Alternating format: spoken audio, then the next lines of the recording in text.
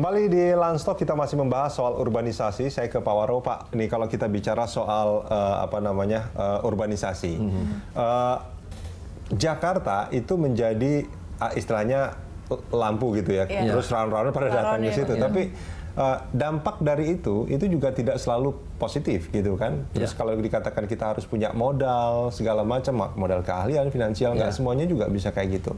Langkah apa yang harus dilakukan sebetulnya? Haruskah ada semacam kerjasama intergovernment gitu dari Pemda-Pemda setempat dan yang dengan Jakarta untuk bisa supaya urbanisasi ini ditekan, atau bagaimana sebetulnya? Sebenarnya memang kerjasama antar provinsi dan antar itu sudah ada.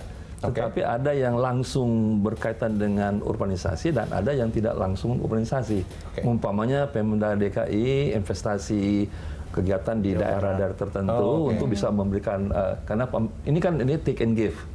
Bahwa saya perlu sapi, ya berarti penghasil sapi, saya investasi di sana, dan itu sehingga pekerja di sana bisa dapat pekerjaan. Ya, dan, jadi bukan langsung diserahkan tidak, ya kan, kalian harus urusin dong warganya gitu ya. Baru ada yang direct langsung, karena umpamanya setahu saya itu, nanti Pak Herdi bisa jelasin juga, bahwa pemerintah daerah tahu daerah-daerah mana yang penghasil atau pengirim MKS ke Jakarta, ya kan, misal dari daerah ini, sehingga itu dilakukan kerjasama dalam arti kata penanggulangan bagaimana mereka bisa datang ke Jakarta supaya mereka tahu bahwa di Jakarta mereka, karena gimana pun juga sebagai kota terbuka, tadi saya katakan Jakarta memerlukan semua keahlian, mulai dari keahlian intelektual sampai keahlian fisik.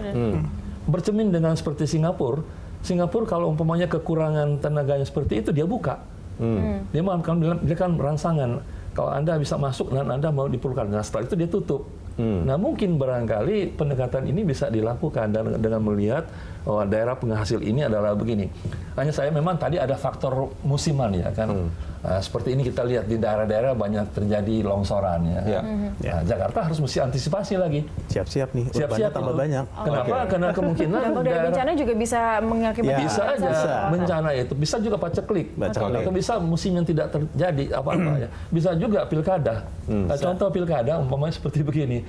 Satu waktu pernah kita lihat dari Cawang sampai Tanjung Priok banyak orang tidur di jalan. Saya tanya sama mereka, Anda ini sebagai kuli untuk angkat pasir, turunin pasir dari truk.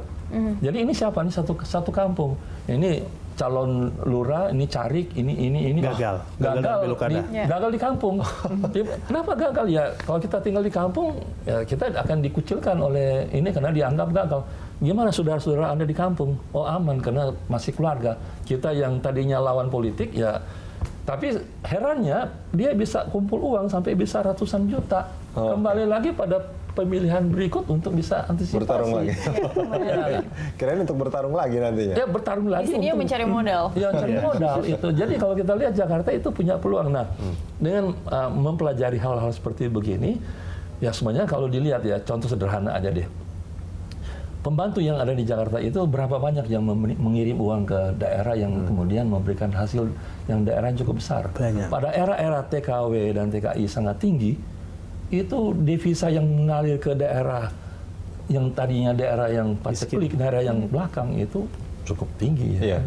Makanya disebut juga pahlawan devisa juga. Pahlawan devisa, ya. Jadi masalah urbanisasi yang lokal ini juga menarik untuk dibahas untuk supaya membuka cakrawala khususnya bagi mereka yang membawa calon-calon tenaga kerja yang akan di Jakarta ini, memang ada yang mencoba, ada yang melihat. Dan mereka tidak hanya sasarannya tidak hanya Jakarta, melihat peluang untuk di mana kira-kira bisa memungkinkan, apa Tangerang, apakah Bogor, daerah-daerah satelit ya. Dan baik. Dan tenaga itu sangat masih tetap dibutuhkan, ya kan. Pak Haidir, jadi kita memang tidak bisa mencegah datangnya pendatang ke kota Jakarta, tapi bisa mengantisipasi. Lalu akan dilakukan juga biduk. Selain itu apa yang bisa dilakukan supaya tidak akhirnya mereka yang datang tidak hanya menjadi residu di Jakarta?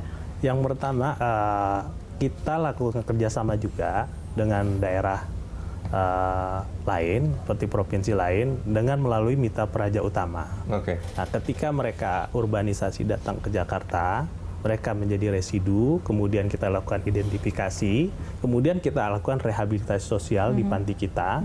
Setelah kita tahu asal-usulnya, kita kembalikan. Itu langkah kita gitu. Nah, yang langkah awal yang pertama tadi dilakukan operasi biduk, bina kependudukan. Kemudian juga pada hari-hari biasa kami juga melakukan yang namanya penjangkauan, kemudian monitoring terhadap gelandangan dan pengemis yang ada di wilayah kota Jakarta ini. Nah, kami jangkau, kemudian kami identifikasi asalnya dari mana, kemudian kami kembalikan ke daerah asal melalui mitra praja utama. Itu yang kita lakukan. Hanya itu saja atau sebetulnya ada? Ada juga yang lain yang kita jalankan sehari-hari. Kami di Dinas Sosial sudah melakukan penjagaan di 48 titik.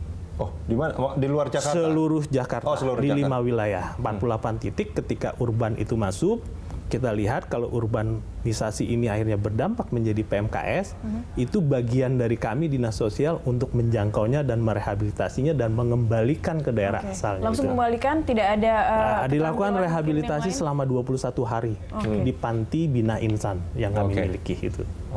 Baik. Pak Haidir dan Pak Waro, terima kasih banyak sudah bergabung bersama kami di Landstalk hari ini. Sama-sama. Ya, pemirsa, demikianlah dialog Landstalk hari ini. Anda bisa mengirimkan informasi dan saran kepada kami lewat email di news@berita1.tv. Atau follow kami via Twitter, Facebook, dan juga YouTube. Nantikan Landstalk setiap hari pukul 13 sampai 14 waktu Indonesia Barat. Terima kasih, sampai jumpa.